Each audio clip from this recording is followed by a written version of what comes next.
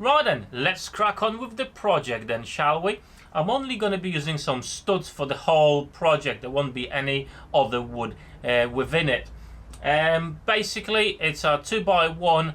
It will keep the cost to bare minimum, and all the cut lists will be down below in the description of this video for you to check out.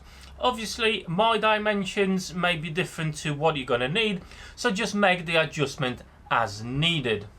For me, the space in my workshop is absolutely essential, and everything that saves me some space, it's always a benefit. Hence, the project of this build is actually utilizing the whole space. It's not only footprint on the floor, but also going upwards, making shelves for all the wood I've got. As you can see, all that is an absolute mess, so it's time to sort it out.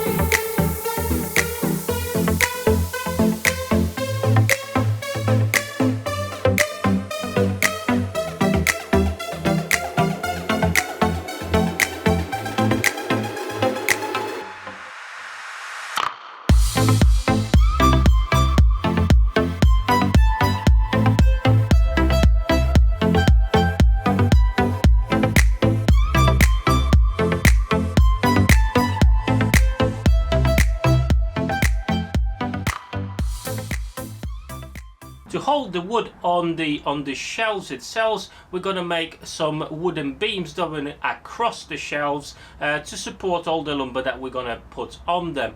Again, I'm using exactly the same materials. Is basically the studs as before, just to save on money. Basically, we're going to use 4 across each level. Apart from the top one, obviously we don't really need anything at the top, as the height of the whole rack goes right up to the ceiling, so I'm not going to be able to put anything right at the top. And the way we're going to join this is actually half laps. So I'm not going to be using glue, I'm only going to be using screws, and I want this construction to be steady and sturdy to be able to withhold all the weight of the wood. And half laps I think is the way to go, and the reason I'm not going to be using wood glue is because in one particular day I may decide that needs changing, or I need to take it down, or I'm going to be moving or whatever. So basically I'm just going to be using the half laps, and I'm going to be using screws to put everything together. And half laps, how are you going to do it? I'm going to use my miter saw. It does have a stop of cut off depth, so that's quite handy on this one. Obviously you can use your table saw, or even you can use your chisel, or whatever means you've got. So let's head on to the miter saw and do that now.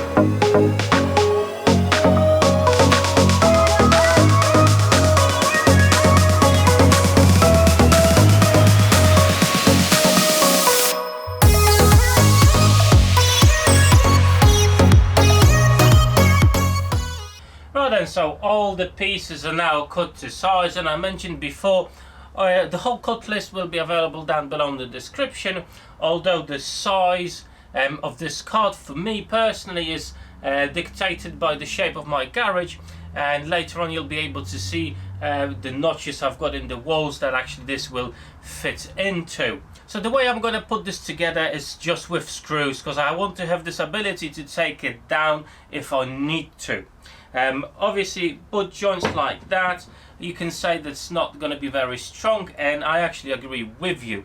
Hence, as you probably already noticed, we've cut the notches, the half lap joints, and that's what's going to hold everything together nice and square and very solid.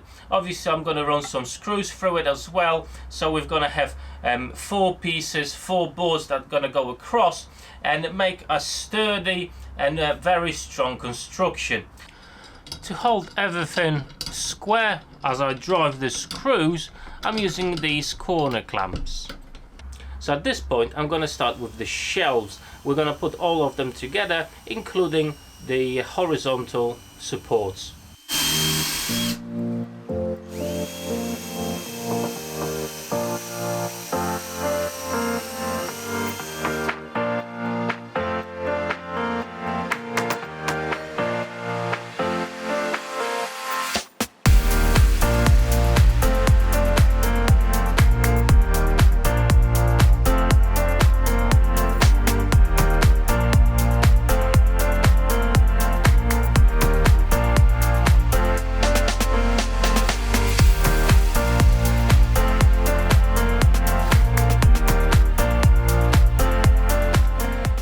In a workshop of this size, this is actually quite hard.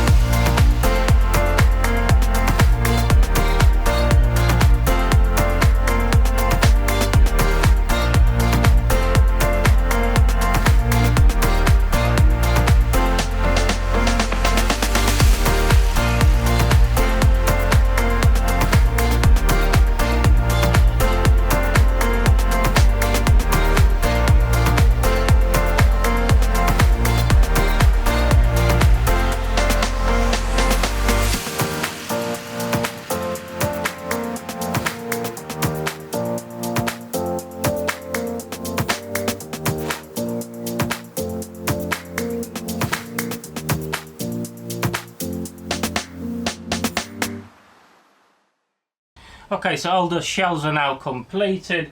I've got 3 there, and this is my base. I'm going to be using some heavy duty coasters. In total I'm going to use 8. I think they're rated 200 kilograms each, so should be able to withstand all the weight. Trouble I've got, obviously the studs I'm using are not thick enough, hence I'm just going to be installing some blocks there to give it a bit more grip to the coasters, so there's greater stability.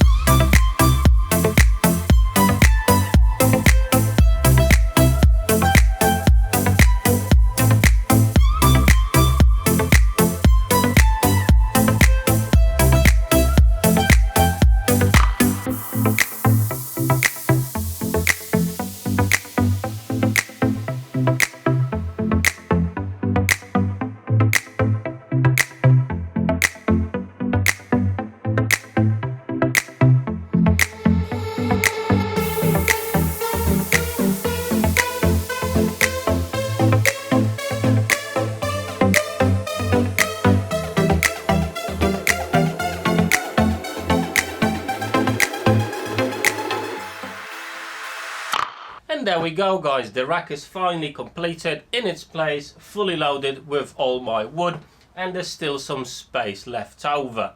So I'm really pleased the way it came out. It's really strong, no issues, nothing's bending, nothing's falling apart.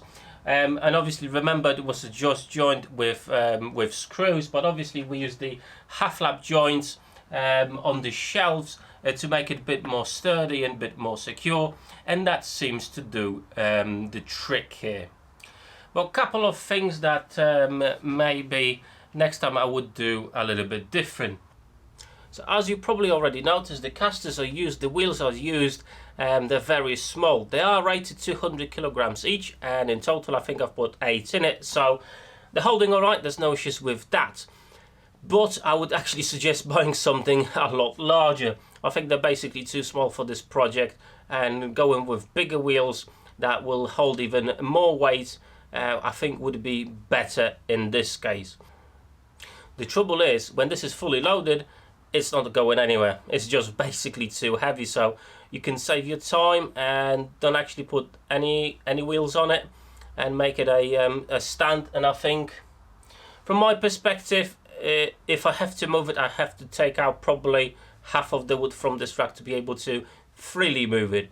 With a push, yeah, I can push it out of the way, but I could probably do me back doing so.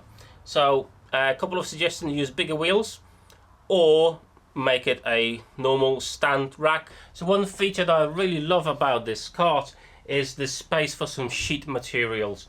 I don't actually do much work with sheet materials, but you know, sometimes I do have to buy a larger sheet, and this is a perfect place to actually store it. As you can see, I've got bits and bobs that are, you know, larger parts of sheets, and this is perfect way to store them. So it all depends on your needs. If you're using more sheet materials, you can make this side, the sheet base, a little bit wider, even half and half, and then you've got plenty more storage for you. So all in all, really nice, cool project. I hope you enjoyed this video and it gave you a bit of an inspiration and idea what you can achieve in your workshop. As I said, this is only a single bay garage, and I do herd a lot of wood. As you can see, I probably need to start doing some projects actually using it. And yeah, thanks for watching guys, and I hope to see you on my next video and my next woodworking adventure. Till then, take care.